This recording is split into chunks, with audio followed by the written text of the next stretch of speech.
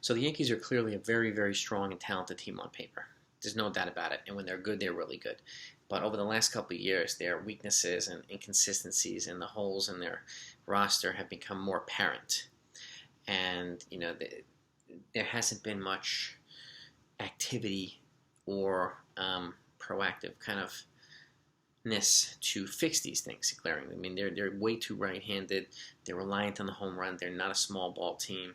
They're not versatile enough, not athletic enough. They don't run. They don't steal bases. They don't hit and run. They don't do a lot of small ball. A lot of things that other teams do that are better than them, they don't do. And for whatever reason, the way that the lineup is constructed, they're not set up, unfortunately, in my view, to be successful in the long run. The Blue Jays are set up better, the Rays are set up better, the Red Sox are set up better right now.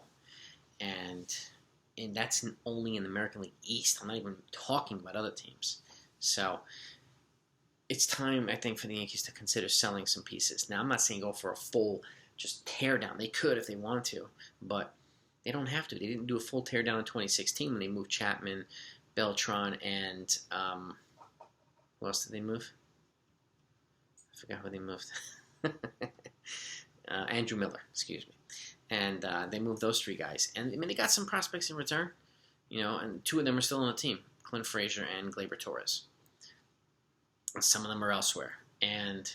But the question remains is, can they do these things now? And then they were better the following year. They almost made the World Series. Had it not been for the Astros cheating machine in 2017, I think the Yankees would have been 17 world champs. And I really do feel that way. But the past is the past. The Yankees now have an opportunity to address a lot of the holes that they have by moving some of the players that they have right now.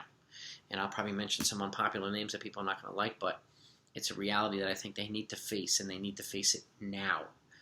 Okay, number one is Aaron Judge. He's obviously the face of the team, budding captain, and he's a superstar when he's healthy. He's an elite bat, good clubhouse guy. He's one of the top 5 players in baseball. And the Yankees have him under control. He's not a free agent until 2023, so they have a year and a half left before he becomes ridiculously expensive. And are they going to want to pay $200+ million to a guy who's kind of trending towards the Giancarlo Stanton, moving from outfield to DH? Are they going to have 2 overpaid DHs on the team? Because Stanton, we already have one. Okay, and we have another one in Luke Voit who's kind of like that too. And even though Judge is pretty athletic and he's pretty fast out there, he gets hurt on a regular basis, and he hasn't shown the ability to stay healthy for an entire season since his big rookie season where he hit 52 home runs. And he clearly, he's on a good roll right now, and he's on pace to hit about 40+ home runs and 100 RBIs, a great year. And Stanton's not that far behind, but this is an opportunity where you can move him to a team to get quite a few. You can get a haul back for Aaron Judge if you move him. And again, people are going to want to riot and just, probably want to throw me off the roof for saying it, but this is an opportunity that the Yankees haven't had in quite a while to, move a few guys and do addition by subtraction. Judge is one of them. I would think it would be a terrible idea for them to re-sign him to a $200+ million deal at the age of 30. Terrible idea. Terrible. So let somebody else do that. Sell high now. Okay? We'll all miss him, me included. And I love Aaron Judge. I hate to see him come back and crush the Yankees, but the fact is, he's the one guy that they can get a haul back. And the Angels, to me, they've already discussed him kind of in passing a little bit for a trade this past offseason, but he'd be a guy you can send there for a top pitching prospect, and he doesn't go there unless Joe Adell's coming back. Joe Adell is coming back to New York if Judge goes there. There's no way I make the trade without Adell. No.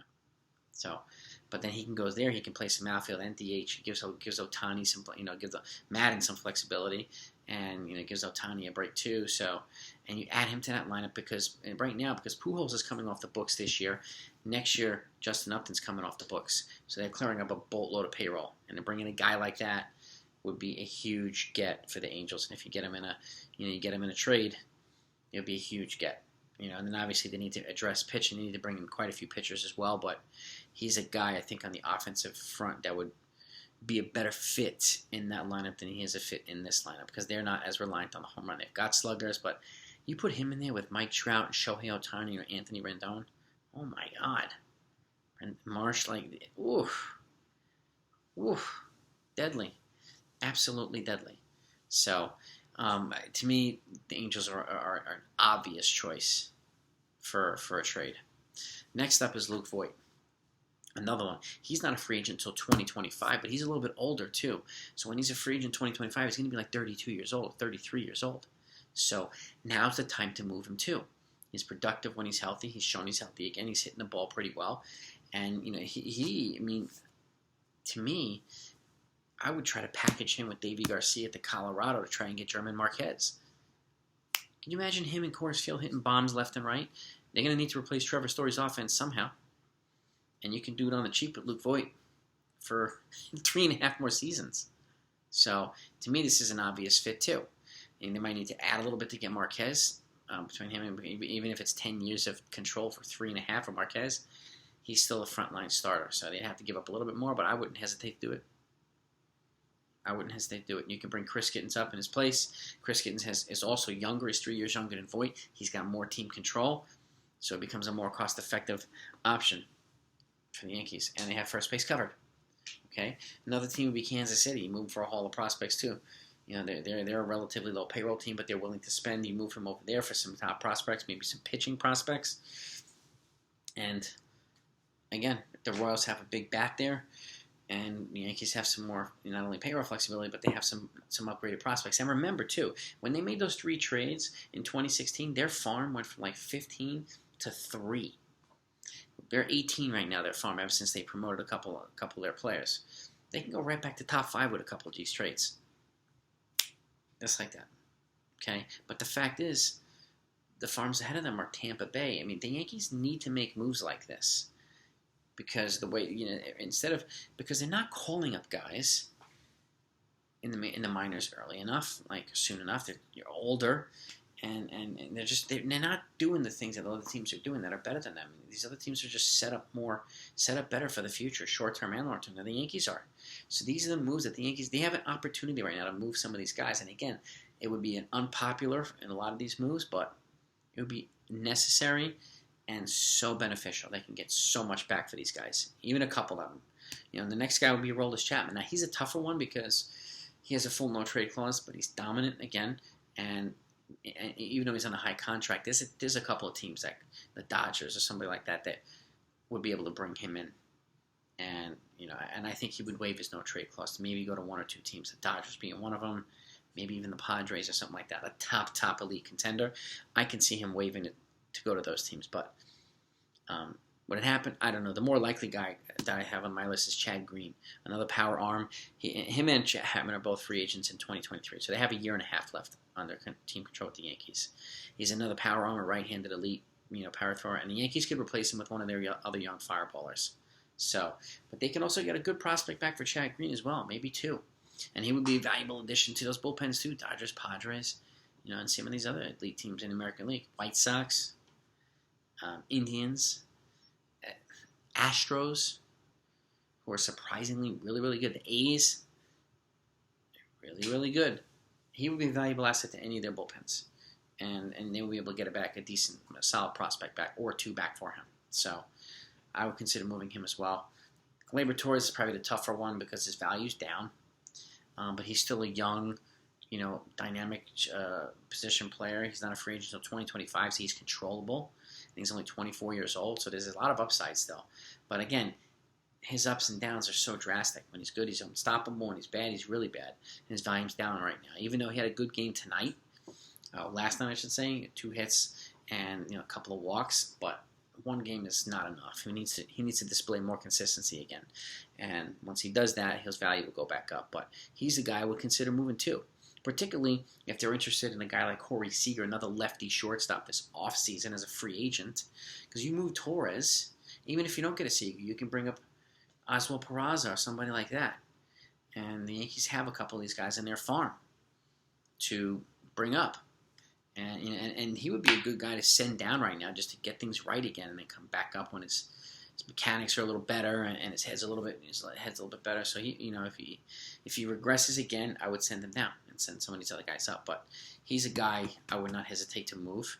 Again, I like him, but they can get better. If they can get a couple of solid prospects back, and I would be loading up on pitching prospects if I were these guys. Bullpen and starting pitching prospects in any of these trades. Clint Frazier's another one. His value's down, but he's got a potential leap at too. He's not a free agent until 2025. He's a controllable player. And Cleveland Indians might be an option. The Royals might be an option. A lot of these teams, the Milwaukee Brewers, just another just young, kind of dynamic player. And I think the Yankees have mismanaged him. I think the Yankee project, the Clint Frazier project in New York, I think is over, unfortunately. And I think he'll go somewhere. I think he should be given an opportunity to go somewhere and play full-time and just shine and do extremely well. I'd hate to see him come back and kill the Yankees, but I think it's time to move him and give him an opportunity for a change of scenery and just, to move on. And I think they can get a prospect back for him too. And the other guy, kind of an underrated guy, I would move. You'd sell high on Gio Urshela. And again, he's a guy. If you move him, you can move DJ over to third. Okay, you can even move Torres to second in its more natural position, and you bring in a Seager or somebody like that for short. One of these other guys, Seager to me seems the most obvious choice because he's a lefty, and the Yankees need more lefties. But that would make the lineup a whole different ballgame. And if they move Voit and Higgins, it doesn't matter. But just moving, Gio itself allows them to put those guys in their more natural positions and bring in an elite shortstop. Whole new infield for the Yankees. Whole new infield. And Gio Urshela is not a free agent until 2024. 2.5 years of control as well. So he's another one. These guys, any combination of these guys can extract a lot of prospect capital back for the Yankees. And right now, and I hate saying it, but right now is the opportunity for them to jump and move some of these guys. Do not hesitate. And I know Cashman said earlier last night, I don't know if we're sellers. When we'll be sellers? We have to be really, really tanking hard to be sellers. No, you don't. Boston, look what they sold. They sold high on Betts and Price, and they got Alex Verdugo, who's a superstar with them. You never know who you're going to get. But you move these guys. You move them, and you get young, dynamic players in return. It brings a whole new energy to the team. And if you get a Marquez, then you have a co-ace up there or a legitimate number 2 with Gerrit Cole. He needs somebody up there behind him. Okay? And you bring in Justin Verlander in the offseason for rotation depth to put him in a bullpen or whatever. He was really, really good with, I think he pushed and he made Cole better. And I think Cole needs somebody up there with him. It can't be him and then 5 miles and then the rest of the starters. It can't be that way. So these guys, any combination of them, could give the Yankees a solid number 2 in a trade and a good amount of pitching prospects in return. And I really think they can do it. You move Judge and you move Gio, those 2 guys alone, you get a hell of a lot back. You move Voit too, you guys are getting a boatload back for those 3. And again, lots of team control there. Okay, they're all cost on the low, and Judge, we have a superstar here. And again, I know it's unpopular, like trading a Derek Jeter. I know that wouldn't happen, but like this is a move to make. Colorado moving Arenado was the right move. Arizona moving Goldschmidt was the right move. The Yankees moving Judge would be the right move. It would be unpopular in the beginning, but it would be the right move. So, this is where we're at, and these are the guys right here. So, I hope that they really consider this. I seriously doubt Brian Cashman would ever consider these or even watch this video, but this is a prime opportunity for these guys, for the Yankees to really, really revamp this whole entire team. So, let's see what happens over the next couple of weeks.